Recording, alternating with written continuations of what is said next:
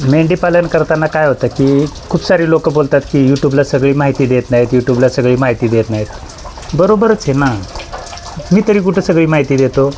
तर त्याचं कारण पण तसं आहे. मी म्हणजे माझं काही वेगळं नाही न बाकीच्यांचं तरी काय वेगळं आहे का? काहीच नाही. आता ही पाठीमागे बघताय तुम्ही 2D मशीन आहे. तर काल त्या फलटणमधल्या सरांनी सांगितलं होतं त्याच्यात जाळी अटकली तर त्याचं ब्लेड तुटलीत, नटं म्हणजे जी नटं असतात ब्लेडला ती ब्लेडची नटं तुटलीत आणि मोटर हँग झाली. म्हणजे काय होतं तर वरचा कॅपॅसिटर जातो तिचा. आता माझ्याकडे कधी हा एक्सपिरियन्स आला नव्हता, म्हणजे मला कधी कळलं नव्हतं की ह्या मशनीत की असं काय झालं की असं काय होतं. आणि जर तसं काय झालं जाळण धूर एकदमच निघतो. माझ्याकडनं एकदा त्याच्यामध्ये दगड गेले होते तेव्हा तसं झालं होतं. आणि मागची जी प्लेट आहे त्याला जेव्हा आपण भुस्सा करतो आणि वरनं प्लेट लावतो ती प्लेट बसली नव्हती तेव्हा पण धूर आणि जाळ संगतीच निघाला होता, काही विषयच नव्हता. तर अशा काही गोष्टी होतात. म्हणजे माझ्याकडे ज्या घडल्या नाहीत त्या मला माहीत नसतात. प्रत्येकाचं तसं असतं. प्रत्येकजण काय करतो त्याच्या अनुभवानुसार सांगतं. ही जेवढं चांगलं आहे म्हणजे दिसायला चांगलं आहे, काम चांगलं करते, सगळ्या गोष्टी चांगल्या आहेत. पण जर काय तुम्ही चाळण लावताना काय चूक केली तर मात्र ते एवढं काय करेल ना तांडव की तुमच्या बेहिसाब कल्पनेच्या बाहेर असतं. आणि ते काय तुटल आणि काय हँग होईल ह्याचा काही भरोसा नसतो. अशा पद्धतीतली ती मशीन आहे. तुम्हाला काय करायचं आहे, चाळण लावताना एकदम शांत डोकं ठेवायचं. मला चारा करायचा ना त्यावेळी दुसरा कुठलाच विचार आला नाही पाहिजे, तर त्याच्यात चारा करता येतो. आणि त्या पद्धतीनं होतं. आता पवळेसाहेबांकडे एजन्सी आहे. चारा काय होतो पवळेसाहेबसुद्धा सांगतील. त्यांनी दुसऱ्या कंपनीची मशीन बसवलेली आहे. काय हरकत नाही, तुमच्याकडे चालत असेल चालवा. पण जर काय तुम्ही त्याच्यातनं चाळण बसवताना जर चुकलं, समजा आता चाळण बसले की ती लॉक झाले की नाही हे कसं कळणार, तर तुम्ही काय करायचं त्याला साईडला कन्व्हेअर जो बेल्ट आहे आपला मोटरला आणि त्या मशनीला तो हाताने फिरवून पाहायचं. म्हणजे ते हाताने फिरवायचं थोडं. आणि जर काय तुमची पूर्ण मशीन फिरत नसेल तर समजायचं कुठंतरी चुकलं आहे. आणि पूर्ण फिरलं की म्हणायचं ओके, म्हणजे तुमचा काय म्हणजे जाळी बसली नसली तरी ते अडकतं. हाताने फिरवलेलं थोडं स्लो फिरतं आणि डायरेक्ट चालू केलं की ते एकदम फटाकडेच वाजवतं. त्या पद्धतीनं नाही. तर कसं आहे, आता मला अनुभव आले नाहीत त्यामुळे मी त्याचं सांगू शकत नाही. काही लोक मला शेळ्यांचं विचारतात, मला काय माहिती आहे शेळ्यांचं काय असतं काय. मला अनुभव नाही त्याचं मी सांगणारच काय नाही. तर त्या पद्धतीनं होतं. तर ज्या भागानुसार म्हणजे तुम्हाला ज्या गोष्टीचा अनुभव आला त्या गोष्टीनुसार तुम्ही सांगू शकता ना की असं नाही असं होतं आहे, तसं नाही तसं होतं आहे. काल त्या सरांनी सांगितलं की मुरघासाची संकल्पना त्या खड्ड्यामध्ये करा वगैरे वगैरे. तर काय होतं मुरघास खड्ड्यामध्ये करायला आमच्याकडचं म्हणजे शिमटाची घरं पाजारते ते. तर खड्डा केलेला पाजरेल की नाही ते आता मुरघासाचं, त्यामुळं त्या पद्धतीनं आहे. पण तुम्ही ह्या जर गोष्टी करत असाल ह्या मशनीच्या तर मी तुम्हाला सांगतो तुम्ही पहिल्यांदा ती चाळण व्यवस्थित बसले की नाही हे बघा. तुम्हाला काय करायचं आहे, कुट्टी करायची आहे का भरडा करायचा आहे त्याप्रमाणे चाळणी लावा. कारण चाळणी जर उलट्या बसल्या, समजा तुम्ही खालनं पण लॉक केलं आणि वरनं पण लॉक केलं आणि चारा टाकला तर ते फिरणारं आणि तुमच्या मोटरला काहीतरी प्रॉब्लेम देणार. कारण ते लॉक होणार ना, चाराच बाहेर यायला जागा नसते. मग अशा काही गोष्टी होऊ नयेत म्हणून ते लावताना त्या पद्धतीनं लावा. मशीन ज्यांनी वापरले त्यांनी सांगावं की हे कामाचं नाही म्हणून ते हरण. कारण काय झालं हे मला अडचणी आल्या म्हणून मी त्या करत गेलो आणि मला त्यातनं समजत गेलं. मशनीचा काही विषय नाही, तिला मेंटेनन्स फ्री आहे. मेंटेनन्सच काय नसतं, फक्त एक ग्रीसिंगचं असतं. ते ग्रीस केलं तर त्याला ग्रीसिंग पण हप्त्यातनं एकदा करायचं असतं. बाकी त्या ब्लेडला धार जेव्हा तुम्ही मुरघास कराल तेव्हाच लावली तरी चालतं. सुक्या चाऱ्याला त्याला धार लावायची काही गरजच नसते. आणि जरी सुका चारा करताना तुम्ही ब्लेड काढून ठेवलं तरी काय विषय येत नाही, ते ऑटोमॅटिक पावडरच होते. कारण आपण सुक्या चाऱ्यात काय असतं हरभरा तूर किंवा तुमचा ज्वारीचा कडबा हे सगळं कुट्टीच केलेलं असतं. ते ओतलं की आतली यंत्रणा त्याचं कामच करत असते. त्या पद्धतीनं त्या मशनीचं काम आहे.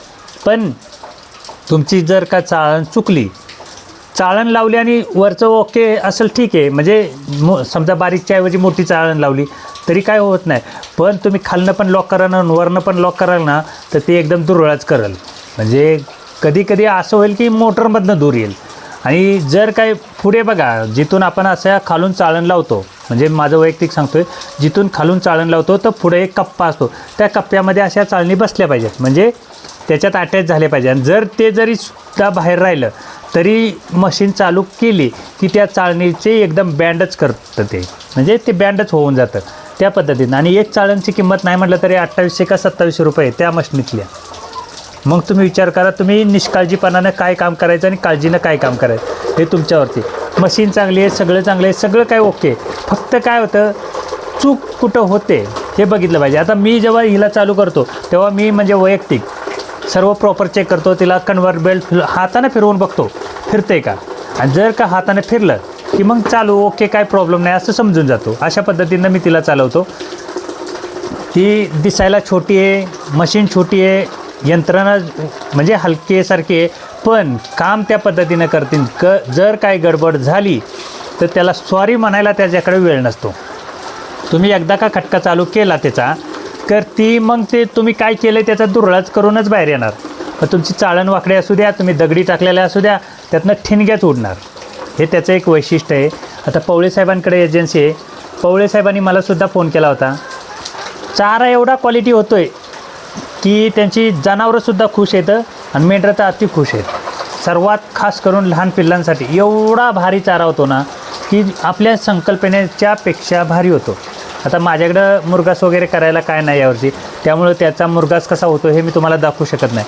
पण तुम्ही जर ह्याच्यामध्ये मुरघास केला तर मुरघासात एकसुद्धा मक्याचा तुम्हाला दाणा दिसला तर विचारा, एवढ्या पट्टीतनं बारीक करतं ते. तर ह्या मशनीचं जेव्हा तुम्ही चालवाल तर तुम्ही थोडी काळजी घ्या. त्याचं तोंड लहान आहे, मान्य आहे, ते काय आहे सगळ्याच गोष्टी एकत्र येतील तर मग बाकीच्या गोष्टींचा काय फायदा होईल, म्हणून त्या पद्धतीनं आहे.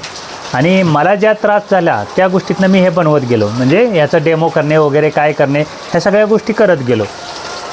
आता तुम्ही म्हणाल की ह्या अशा सगळ्या गोष्टी सांगत नाहीत, तर कसं होतं जेव्हा मला अडचण येईल तेव्हा मी सांगेन ना. मला अडचणच जर आली नसेल तर मी तुम्हाला त्या चाळणीबद्दल किंवा त्याचं काय होतं हे सांगणार नाही.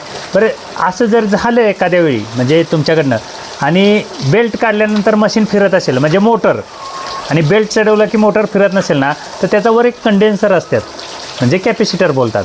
त्याचा कॅपॅसिटर ओरिजिनल जर घ्यायचं म्हणलं तर 1400 रुपयाला आहे. म्हणजे क्रॉम्प्टनचा जर ओरिजिनलच घ्यायचा तर 1400 आणि लोकल जर घेतला तर 400 रुपयाला भेटतो त्याचा कॅपॅसिटर. तो कॅपॅसिटर खराब होतो, वायडिंग लवकर सहसाहसी जळत नाही. आणि क्रॉम्प्टनच्या ज्या काही कोणी मोटरी लावल्या असतील त्याच्या खाली एक खटका असतो, जिथं आपण वायर जोडलेली असते तिथं एक खटका असतो, म्हणजे बटन असतं. पेनाला कसं आपण खटका असायचा तसं एक बारीक बटन असतं. आणि व्होल्टेज जास्त जरी झाला तरी ते पडतं आणि कमी जरी झाला तरी ते पडतं, किंवा तुमच्या मशीनमध्ये जर चारा गुंतला तरी ते पडतं अशा पद्धतीनं. आणि एकदा ते काय ट्रिप झालं तर 15-20 मिनटं ते चालूच होत नाही. तुम्ही कितीही काय करा ते 15-20 मिनटं चालू होत नाही. ती एक गोष्ट तुम्ही समजून घ्या. किंवा तुमच्याकडचा जर इलेक्ट्रिशियन असेल तर त्याला सांगायचं ह्या खटक्याचं ट्रिप काढा. म्हणजे तुम्हाला बघा किती सोप्या गोष्टी आहेत, किती अवघड आहेत.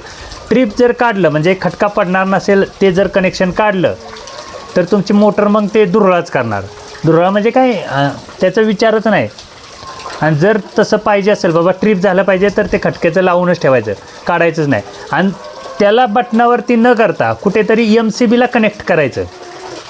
म्हणजे जसं आपल्याकडं आपण कसं करतो की त्याची वायरिंग आहे ती बटनावर करतो, पण ती बटनावरती न करता त्याला MCBचं करायचं. म्हणजे 63 एम्पियरचा एखादा MCB लावायचा आणि त्या MCBवरती तिला जॉईंट करायची आणि त्याच्यानुसार तिला चालवली. MCB असल्यामुळं तिकडून इकडं काय झाली गडबड तर MCB ट्रिप होईल, ते एक सपोर्ट असतो. आणि त्याला जी काय मोटरला जे कॅपॅसिटरसारखं एक असतं म्हणजे खटका असतो तो ऑटोमॅटिक ट्रिप होईल. ह्या सगळ्या गोष्टी एकत्र असल्या की काय होत नाही. आणि मी पावसाळ्यात चालवत नाही, म्हणजे वैयक्तिक मी सांगतो पावसाळ्यात चालवत नाही. का तर आमच्या इकडे पावसाच्यामुळे वायरला मॉइश्चर असतं, सगळ्याला शॉक लागतो. ह्या सगळ्या गोष्टीचा तामजाम नको म्हणून मी पावसाळ्यात तिला चालवत नाही काय नाही. पण एकदा का पाऊस झाला की आपण त्याला कायम चालू करतो, त्याचा काही विषय येत नाही, ते त्या पद्धतीनं चालतं. तर तुम्ही काळजी चालू करताना ह्या 2 गोष्टी करायच्या. कन्व्हेयर बेल्ट फिरवून पाहायचा पूर्ण फिरतो आहे का. आणि तुम्हाला काय करायचं आहे बाबा, मला भुस्सा करायचा आहे ना तर खालून त्याला ही जी जागा आहे त्यातून चेक करायचं नक्की जाळीच लावले का आपण. नाही तर तुम्ही खालनं पण पॅक करा आणि वरनं पण पॅक कराल तर ते आतमध्ये सगळं हे होईल. मग त्या 2 गोष्टी चेक केल्या तर हे त्या पद्धतीनं चालतं, काहीच विषय येत नाही.